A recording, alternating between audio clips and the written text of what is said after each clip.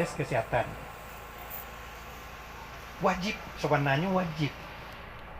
Yang kayo bagi surang. Kalau mampu kelas 3, kelas 3. Kalau kini sampai puluhan 2.000 surang sebulan. Tapi oleh pemerintahnya subsidi 7.000. Sehingga kita membayar 35.000 sebulan surang.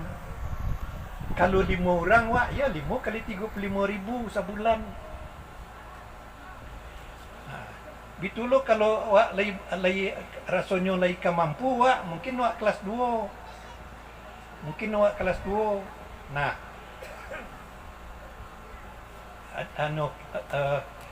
ketua DPRD wak hadir, alhamdulillah.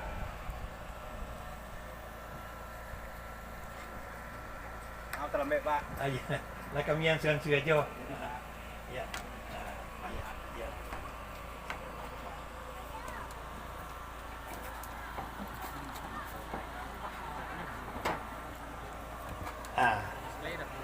Jadi kini awak tambah kuat, awak ketua DPRD ada.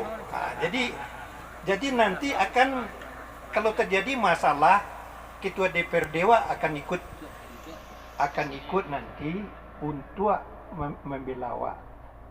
Nah, jadi bapak-bapak dan ibu-ibu mengenai BPJS Kesehatan, jadi seluruhnya wajib. Yang miskin dibayarkan oleh pemerintah. Ada 2 macam PBI, namanya PBI nasional dibagian oleh pemerintah pusat. Ada lo PBI daerah yang kesda ya, dibagikan oleh daerah. Jadi seluruhnya itu harus masuk dalam peserta BPJS Kesehatan. Nah, kini kok tiba masalah. Ada lo masalah. Jadi koko karajo bersama gua termasuk karajo Pak Ketua DPRD wak nanti ada anggota DPRD wak. Masalahnya mulunya mampu bayi taruhlah kelas 3. Sudah tuh mati lakinya. Ini udah bahasa wak salah nak. Itu nak sanggup membayar lah. Ndak kalau membayar itu menunggak. Nah, kalau menunggak awak kalau awak bobek itu ndak masuk ditanggung BPJS dah. Jadi oleh sebab itu kalau terjadi hal-hal yang model itu, umpamanya mungkinnya bau sao manggaleh, tahu-tahu gadenya rugi, ndak mampu membayar, itulah tanggung jawabnya Pak Wali. Pak Wali, tanggung jawab Pak Wali itu Pak Wali. Jadi kalau ada ekonomi masyarakat yang turun, tidak sanggup membayar BPJS Kesehatan ini sebagai peserta mandiri, itulah yang dibicarakan di tingkat wali atau di tingkat kecamatan. Masuk ini nanti harusnya untuk jadi peserta PBI, peserta bantuan iuran. Apakah bantuan iuran kabupaten atau kan bantuan iuran pusat? Datar pun 50% tak peserta BPJS. Hanya 85%, ibu. 87% 30% tak peserta BPJS kalau sampai sakit nanti. Sampai apa lagi kalau sampai cuci darah? Sekali cuci darah berjuta. 2 kali seminggu. Barat tahu. Kali seminggu. Tapi kalau BPJS itu ditanggung oleh BPJS. Nah, jadi persoalan pertama, kalau tumbuh yang tak mampu, nah itu tanggung jawab awak dari aparat nagari, aparat kecamatan, aparat kabupaten. Tanggung jawab ya, supaya tidak ada orang yang awak yang tanyanya nanti kalau sakit. Itu satu. Kemudian evaluasi kok berjalan tarui. Tahu-tahu umpamanya kalau nyolak mampu itu biasanya dikeluar dari BPJS Kesehatan, diganti orang nan perlu dibantu umpamanya yang miskin. Nah, kadang-kadang orang menilai orang na mampu kok kadang-kadang dapat tapi doh. Lo nanu hilang no BPJS. Jadi paranoid lo. Jadi untuk menilai orang dari orang yang mampu yang tak mampu menjadi mampu. Itu na mampu menjadi tak mampu.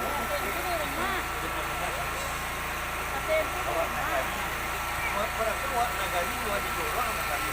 Kalau dia tahu dah kalau di kabupaten yang memperhatikan orang sebanyak apa. Nah mungkin berdikari ruang RT itu nanti pasti tahu. Alat Kalau mungkin perhatian umpamanya punya mampu mulai dan tak pikirnya kalau punya BPJS mandiri nah mungkin kau perempuan mandiri jadi dilibatkan satu itu persoalan awal ya yang kedua setelah awal menjadi BPJS adu hak dan kewajiban berarti awak ketahui apa kewajiban awak jika awak mandiri memperjiwa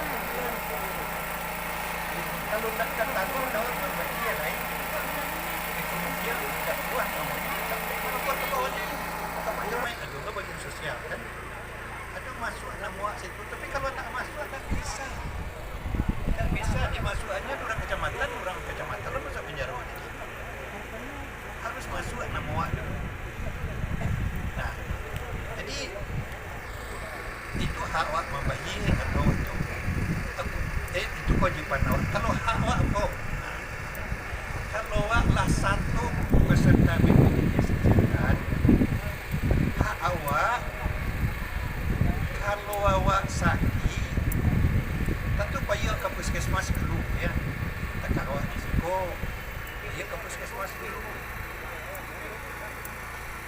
barang membayi di puskesmas gratis bako gratis dari awal lagi bayi puskesmas itu oleh BPJS yang disangko apa BPJS itu orang gratis tak dibayar jadi puskesmas itu umpamanya barat penduduk Singgalang ya nah seluruhnya dibayar dari awal oleh BPJS seluruh warga Singgalang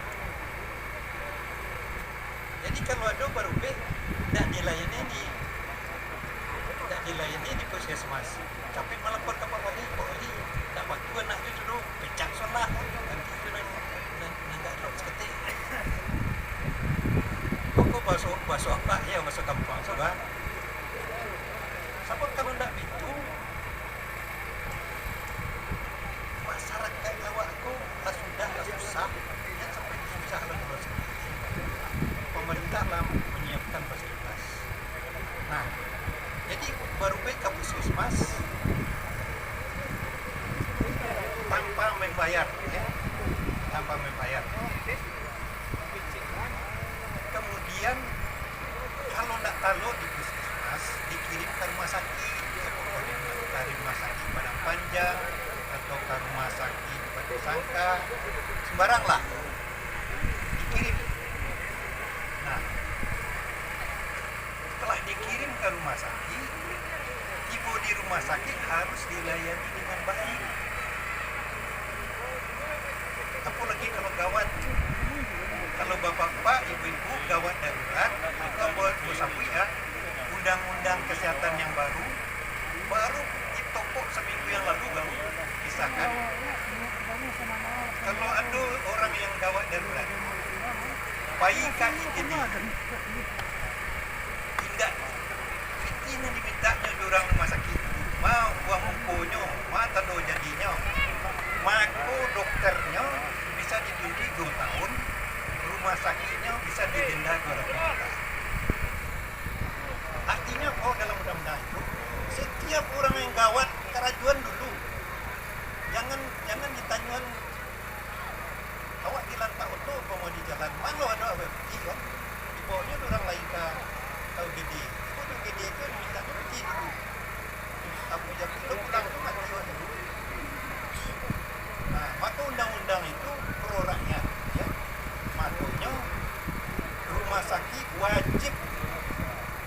melayani segera orang yang gawat darurat tanpa memikirkan administrasi, tanpa memikirkan. Penerima bantuan iuran tadi yang saya sampaikan, ini adalah penerima bantuan iuran yang iurannya dibayarkan oleh pemerintah pusat. Nah, pendaftarannya oleh Kementerian Kesehatan setelah ditetapkan peserta oleh Kementerian Sosial berdasarkan SK Kepala Daerah. Jadi ini diusulkan oleh daerahnya melalui Dinas Sosial kepada Kementerian Sosial. Nah, inilah penduduk-penduduk masyarakat kita yang menjadi peserta yang iurannya dibayarkan oleh pemerintah pusat. Kemudian untuk BPJS, PBPU, Pemda, jadi yang iurannya dibayarkan oleh pemerintah daerah. Jadi ini cara mendaftarnya adalah ini pemerintah daerah mendaftarkan, tentunya masing-masing pemerintah daerah mempunyai kriteria sendiri, didaftarkan sesuai kecukupan anggarannya kepada BPJS Kesehatan. Nah, kemudian untuk peserta selanjutnya adalah peserta PPU, ini didaftarkan oleh pemberi kerja, ini untuk yang pegawai swasta ya Bapak Ibu, di PPU ini. Kemudian terakhir adalah peserta mandiri, PTPU, masyarakat mendaftarkan dirinya dan keluarganya secara mandiri kepada BPJS Kesehatan. Iurannya Bapak Ibu ya, jadi jika Bapak Ibu tidak termasuk ke dalam penerima bantuan iuran yang didaftarkan oleh pemerintah pusat maupun pemerintah daerah, Bapak Ibu dapat mendaftarkan secara mandiri. Nah, ini besaran iurannya. Untuk kelas 1 ini 150.000 per bulan per jiwa. Ya. Kemudian untuk kelas 2 ini 100.000 per bulan iurannya. Kemudian untuk kelas 3 42.000 per bulan.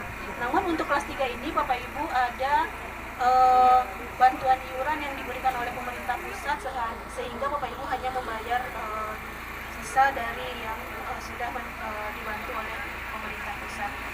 Kemudian tadi juga sudah banyak penerima bantuan iuran tadi yang saya sampaikan, ini adalah penerima bantuan iuran yang iurannya dibayarkan oleh pemerintah pusat. Nah, pendaftarannya oleh Kementerian Kesehatan setelah ditetapkan peserta oleh Kementerian Sosial berdasarkan SK Kepala Daerah. Jadi ini diusulkan oleh daerahnya melalui Dinas Sosial kepada Kementerian Sosial. Nah, inilah penduduk-penduduk masyarakat kita yang menjadi peserta yang iurannya dibayarkan oleh pemerintah pusat. Kemudian untuk BPJS, PBPU, Pemda, jadi yang iurannya dibayarkan oleh pemerintah daerah. Jadi ini cara mendaftarnya adalah ini pemerintah daerah mendaftarkan, tentunya masing-masing pemerintah daerah mempunyai kriteria sendiri, didaftarkan sesuai kecukupan anggarannya kepada BPJS Kesehatan. Nah, kemudian untuk peserta selanjutnya adalah peserta PPU, ini didaftarkan oleh pemberi kerja, ini untuk yang pegawai swasta ya Bapak Ibu, di PPU ini.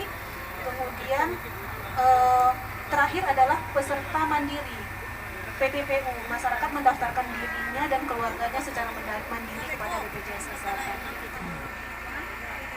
Iurannya Bapak Ibu ya, jadi jika Bapak Ibu tidak termasuk ke dalam penerima bantuan iuran yang didaftarkan oleh pemerintah pusat maupun pemerintah daerah, Bapak Ibu dapat mendaftarkan secara mandiri. Nah, ini besaran iurannya.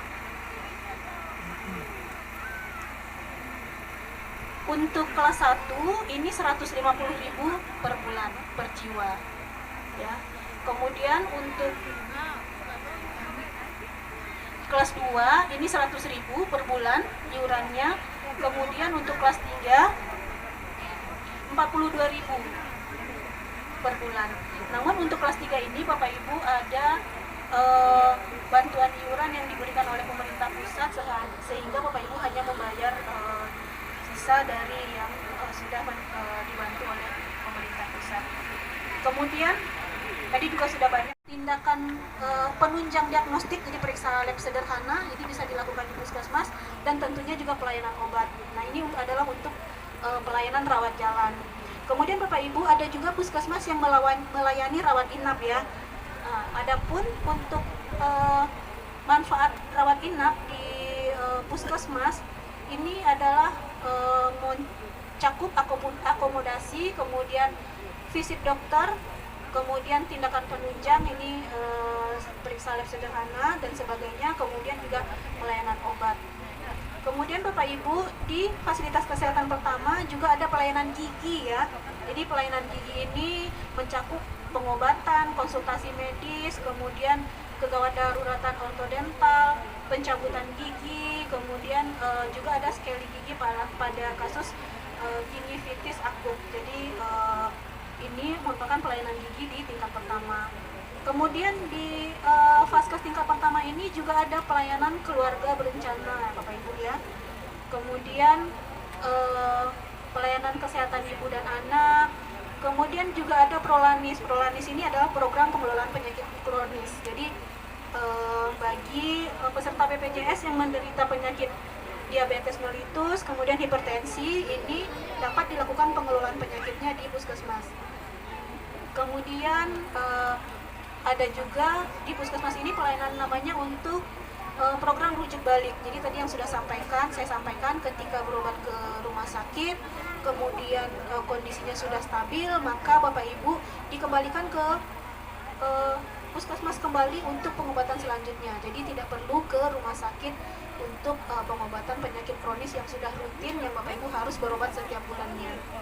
Kemudian yang terakhir adalah pelayanan ambulan. Jadi pelayanan ambulan ini jika dibutuhkan, maka pelayanan ambulan ini dapat diberikan untuk mengirim pasien antar fasilitas kesehatan. Jadi bukan mengantar dari fasilitas kesehatan ke rumah, ya Bapak Ibu ya, tapi antar fasilitas kesehatan. Misalnya dari puskesmas perlu dirujuk ke rumah sakit, ini bisa menggunakan ambulan di puskesmas. Ini adalah untuk pelayanan rawat jalan. Kemudian untuk pelayanan rawat inap, ini yang Bapak Ibu dapatkan adalah akomodasi sesuai hak kelas rawat. Jadi tadi kelas rawatnya sesuai dengan hak kelas rawat yang Bapak Ibu pilih. Jika Bapak Ibu kelas 2, maka dirawatnya di kelas 2. Jika Bapak Ibu memilih kelas 3, maka dirawatnya di kelas 3. Ataupun jika memilih kelas 1, maka kelas rawat inapnya akomodasinya adalah di kelas 1. Kemudian selanjutnya adalah pelayanan obat. Jadi pelayanan obat ini adalah pelayanan yang sudah termasuk ke dalam paket layanan di rumah sakit. Jadi tadi juga sudah disampaikan Bapak, jika Bapak Ibu rumah sakit meminta Bapak Ibu untuk membeli obat di luar, nah itu tidak benar ya. Jadi Bapak Ibu bisa melaporkan kepada petugas-petugas BPJS atau kepada kami, karena ini adalah kewajiban rumah sakit untuk memenuhi kebutuhan obat Bapak Ibu ketika dirawat. Jadi rumah sakitlah yang harus mencarikan obat tersebut ke luar rumah sakit jika obat tersebut tidak tersedia di rumah sakit. Kemudian Bapak Ibu, manfaat lainnya ini ada alat bantu kesehatan. Jadi alat bantu kesehatan ini seperti kacamata, alat bantu dengar, kaki palsu, gigi palsu, korset, tulang belakang, kemudian kruk penyangga tubuh dan penyangga leher. Tentunya ini yang namanya alat bantu kesehatan ini juga dari BPJS Kesehatan hanya berupa bantuan. Jadi misalnya untuk protesan gigi ini 1 juta untuk rahang atas dan rahang bawah. Jadi ada batasan penggantiannya dari BPJS Kesehatan. Kemudian di fasilitas kesehatan tingkat lanjutan di rumah sakit juga disediakan fasilitas ambulan. Jadi misalnya Bapak Ibu di rumah sakit kita di Tanah Datar, kemudian perlu untuk dilakukan tindakan ronsen yang tidak ada di rumah sakit kita di Tanah Datar, maka dirujuk ke misalnya ke rumah sakit di Payakumbuh, maka itu dapat menggunakan ambulan yang di rumah sakit.